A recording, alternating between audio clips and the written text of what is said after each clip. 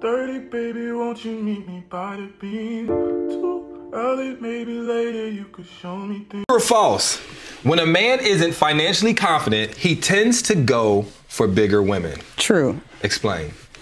Because you have to look at when I say go for, I mean, I would think the same way. Like if it's a woman who is saying, okay, who could I get something out of? She might choose the guy who might seem more lame, like women don't really approach him. I think people in our nature are predatory in a way. Like when we are looking to gain something, we tend to look for who would be most likely. So to me, if I'm a guy, I just got out of jail, I got probation fees, I need somewhere to stay, I'm not gonna go for a woman who works out 5 days a week and looks good. I'm gonna go for the bigger girl. I'm gonna say, you know, it's more of a chance that she'll be willing to compromise because deep down inside she feels like maybe she has to compensate for the lack of the aesthetics. Respectfully, that's probably the most ignorant shit I've ever heard in my life, bro. So you think because a woman is plus size or out of shape that her mental and what she accepts in life and what she should be expected to accept in life is less than because look what she accepts for herself. Hey guys, this is Jacoya of Jacoya Gems. Thank you for once again returning back home, family. If you are new here, I definitely hope that you hear something that will persuade you to hit that subscribe button. I know that clip, right? We're about to shake the table just a little bit. Just a little bit, all right? So we're going to be honest because I don't know no other way to be. And we're going to talk. And per usual, some of y'all not going to like it. And per usual, I am not going to care. I think we should be used to that by now, okay? I am going to speak from a place of familiarity, unbiasedness, experience, whether it be first-hand experience or second-hand experience. We're going to talk about obesity in Black women. Yes, we are. Oh, yes, we are. We're going to talk about the obesity in Black women. We're going to talk about the delusion in Black women. And we're going to talk about the coddling in Black women. We're also going to talk about some health things and just let's just get into it. So you guys see that the question was asked saying that does it make it a woman more easily accessible to be finagled and toyed with by a broke man if she happens to be obese? And this co-woman with this mustard yellow dress and her afro began to sit back and matter-of-factly say yes. And she explained it from a female point of view first. That's why I didn't understand the response of the other woman or even the women in these comments, because she was being 100% accurate. She said, let me put it to you this way, because what I would do as a woman if I was looking for a come up, a Sweet Vic.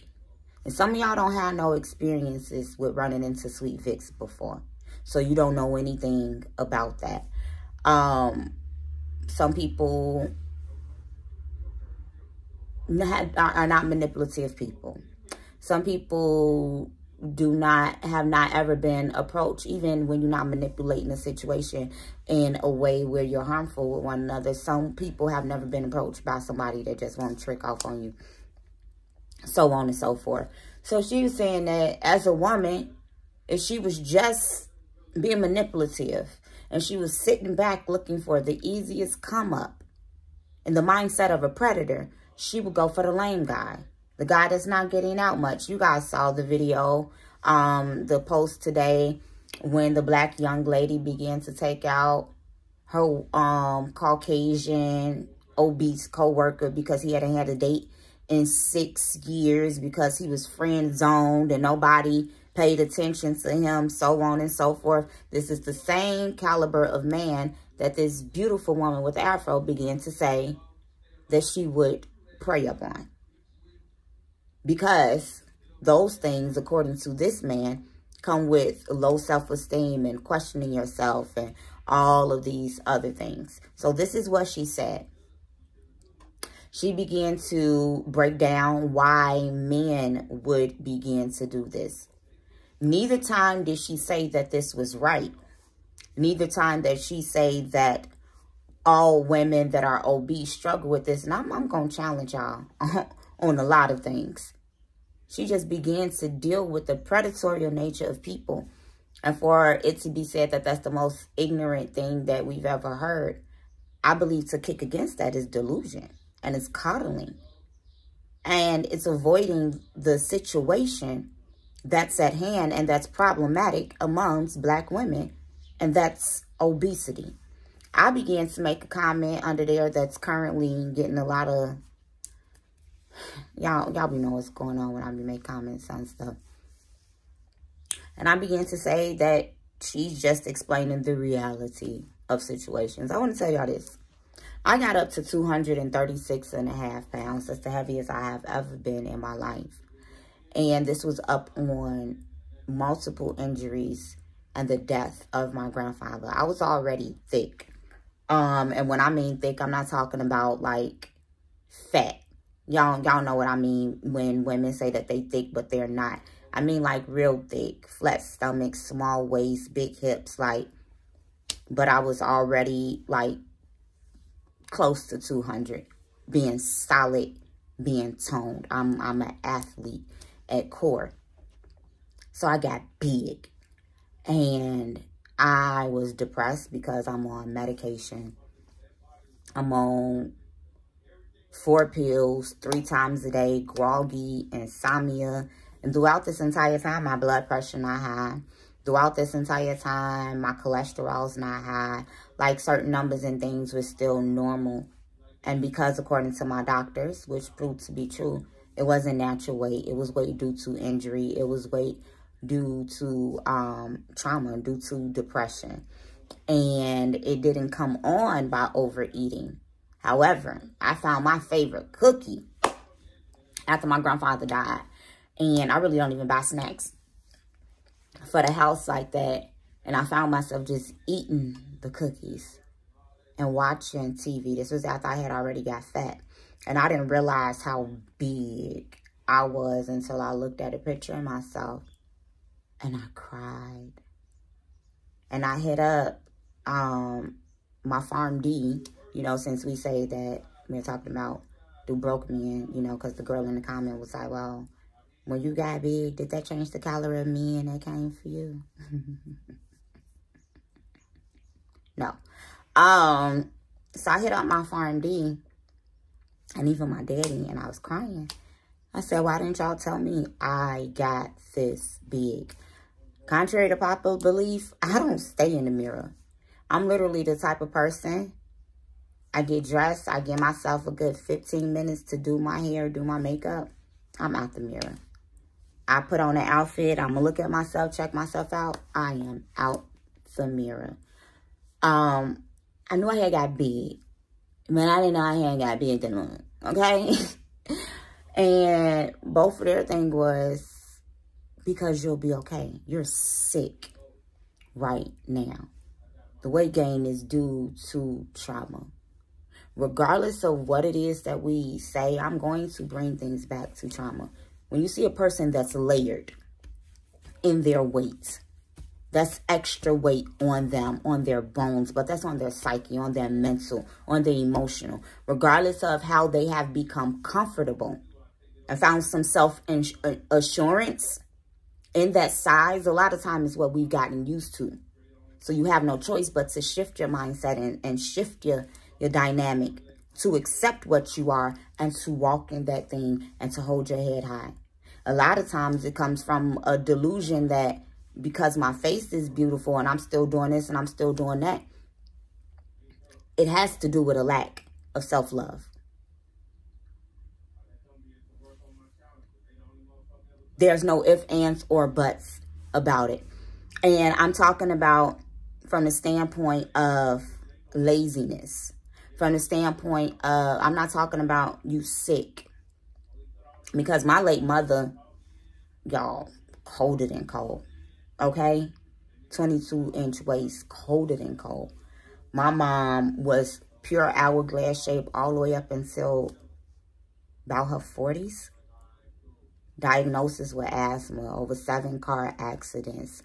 diagnosis of fibromyalgia, hemorrhagic migraines. So over the years, she gained weight from illness. Unfortunately, a lot of Black women eat themselves into the weight gain that comes with illness. Then you do have some that gain weight from illness. It's not one size fits all. I've been on prednisone before. I've been bedridden before. I've had to literally crawl to my bathroom floor before. And we need to be realistic by not coddling women, because we be like, oh, the number's not high. You have some small people that's diabetic, and that's a deflection mechanism.